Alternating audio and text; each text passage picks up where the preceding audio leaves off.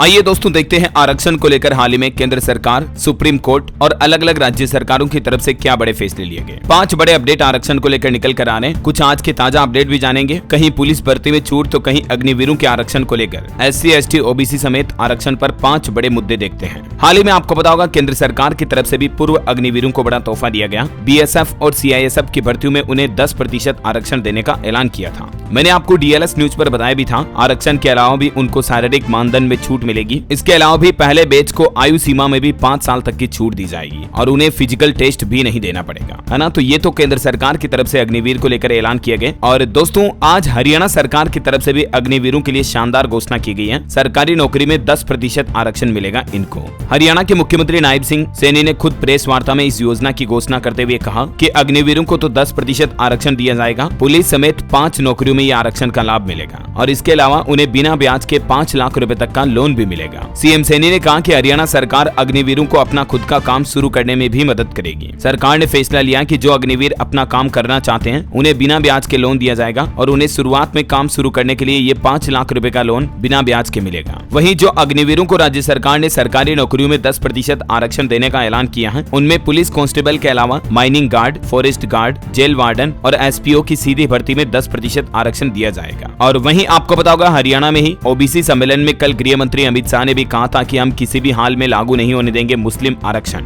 अमित शाह बोले कि हरियाणा में OBC आरक्षण छीनकर मुसलमानों को देगी कांग्रेस। इधर हुड्डा ने भी चैलेंज किया कि पाई पाई का हिसाब लाया हूं। चलिए आरक्षण को लेकर अगला अपडेट देखिए। सुप्रीम कोर्ट का बड़ा फैसला, राज्यों को आरक्षण सूची में बदलाव का अधिकार नहीं है। ये फैसला सुनाते हुए बिहार की नीतीश सरकार को भी सुप्रीम कोर्ट से बड़ा झटका लगा है। दरअसल बिहार के एक आरक्षण मुद्दे की सुनवाई करते हुए सुप्रीम कोर्ट ने कहा कि पिछड़ा वर्ग आयोग की सिफारिशें भले ही राज्य के लिए बाध्यकारी रही हो, लेकिन किसी भी जाति को ऐसी सूची में शामिल करने को उचित नहीं ठहराया जा सकता है। सुप्रीम कोर्ट ने साफ साफ ये बात कही है कि किसी भी राज्य सरकार के पास संविधान के अनुच्छेद 341 के तहत SC की सूची में बदलाव करने का अधिकार नहीं है, क्योंकि राज्य सरकारों के पास संविधान में अनुसूचित जातियों की सूचियों के साथ छेड़छाड़ करने का कोई अधिकार नहीं है। और बिहार सरकार को सुप्रीम कोर्ट ने झटका दिया। उसके बाद अब तांती तत्वा अनुसूचित जाति से फिर से बाहर होंगे और उन्हें जो आरक्षण का लाभ देने की घोषणा की थी वो आरक्षण का लाभ भी वापस लिया जाएगा। ये देख सकते हैं आप रिजर्वेशन को लेकर सुप्रीम कोर्ट ने और क्या बातें कही है। चलिए अगला अपडेट देखिए। आज कर्नाटक सरकार की तरफ से भी एक बड़ी घोषणा की गई। प्राइवेट नौकरियों में लोकल लोगों को 100% आरक्षण मिलेगा। C और D कैटेगरी जॉब्स के लिए कर्नाटक के मुख्यमंत्री सिद्धारमैया सरकार द्वारा इस तरह के नए नियम भी बनाए जा रहे हैं। मतलब निजी नौकरियों में प्राइवेट सेक्टर की जितनी भी जॉब्स हैं उनमें 100% आरक्षण C, D कैटेगरी में कर्नाटक के ही लोगों को मिलेगा। हालांकि कर्नाटक सरकार के इस फैसले का कई कंपनियों ने विरोध किया और इस पर श्रम मंत्री ने फिर सफाई देते हुए कहा कि आरक्षण 100% नहीं बल्कि 50 और 70% ही है। इतना ही नहीं, बताया ये भी जा रहा है कि 24 घंटे के अंदर ही उन्होंने सोशल मीडिया पर 100% कोटा बिल को लेकर जो पोस्ट की थी उसे भी डिलीट कर दिया। देखिए बड़ी खबर, प्राइवेट नौकरी में 100% आरक्षण पर कर्नाटक के CM का यू टर्न, डिलीट किया सोशल मीडिया का पोस्ट। C और D कैटेगरी के अलावा भी कर्नाटक सरकार ने प्राइवेट कंपनियों में 50 से 75% कन्नड़ लोगों को आरक्षण की मंजूरी दी है और इससे भी उद्योग जगत में नाराजगी देखी जा रही है। यही वजह है कि कर्नाटक सरकार ने अपने सोशल मीडिया पोस्ट को भी डिलीट कर दिए। ये देख सकते हैं आप कर्नाटक के 100% आरक्षण वाले विधेयक की 5 बड़ी बातें क्या है। और हाल ही में राजस्थान सरकार की तरफ से भी नौकरियों को लेकर कुछ आरक्षण के फैसले लिए गए। राजस्थान में पुलिस भर्ती में अब महिलाओं को मिलेगा 33% आरक्षण।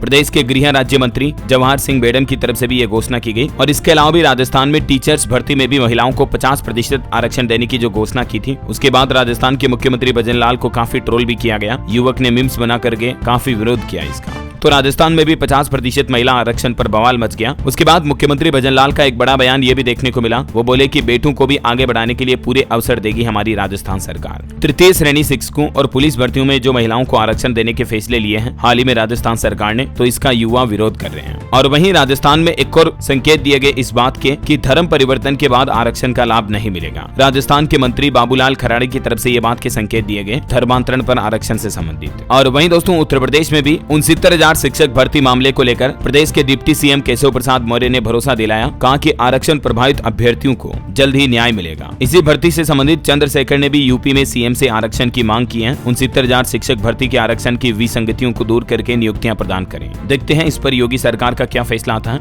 और यूपी में हाल ही में एक फैसला ये भी लिया गया, आउटसोर्सिंग और संविदा भर्ती में भी अब आरक्षण मिलेगा। विधानमंडल की समिति ने बसपा सरकार का शासनादेश लागू करने के निर्देश दिए। ये देख सकते हैं आप। इस बाबत ज्यादा जानकारी भी प्रदेश में सरकारी विभाग निगम और स्वायत्त शासी संस्थाओं में आउटसोर्सिंग और संविदा से होने वाली भर्तियों में भी अनुसूचित जाति, जनजाति और पिछड़े वर्ग के अभ्यर्थियों को अब आरक्षण दिया जाएगा, है ना। चलिए दोस्तों, आरक्षण पर अगला अपडेट देखिए। आरक्षण मुद्दे पर महाराष्ट्र में प्रकाश आंबेडकर 25 जुलाई से निकालेंगे जन यात्रा, बोले कि सभी दल रुख स्पष्ट करें। महाराष्ट्र में रिजर्वेशन इश्यू को लेकर ये आरक्षण मुद्दे को लेकर वंचित बहुजन अघाड़ी ने ये घोषणा की है। वहीं हाल ही में महाराष्ट्र में मनोज जरांगे ने भी एक बड़ा ऐलान किया, कहा कि मराठा आरक्षण के लिए 20 जुलाई से अनिश्चितकालीन अनशन करेंगे फिर से। दोस्तों, ये आरक्षण के मुद्दे को लेकर बवाल न सिर्फ हमारे देश में मचा हुआ बल्कि पड़ोसी देश बांग्लादेश में भी हालात देखिए। आरक्षण के खिलाफ हिंसक प्रदर्शन के बाद शिक्षण संस्थान बंद किए गए। सरकारी नौकरियों में आरक्षण का जिन्न बांग्लादेश में भी सामने आया और इस हिंसक प्रदर्शन में 6 लोगों की तो जान भी चली गई। अभी सभी विश्वविद्यालय यहाँ के बंद पड़े हैं। तो कहने का मतलब आरक्षण को लेकर कई लोग मांग करते हैं, कई लोग विरोध करते हैं। अक्सर ऐसे फैसले देखने को मिलते हैं। वैसे आपकी क्या राय है इस आरक्षण मुद्दे को लेकर? क्या समाज में रिजर्वेशन आरक्षण को बिल्कुल खत्म कर देना चाहिए या सरकार को इस पर क्या बड़ा फैसला लेना चाहिए? आपकी राय विचार मुझे नीचे कमेंट करके बताइए। मेरी ओपिनियन में तो दोस्तों, समाज में, सोसाइटी में सरकार को ग्राउंड लेवल पर सर्वे करना चाहिए और जाति के,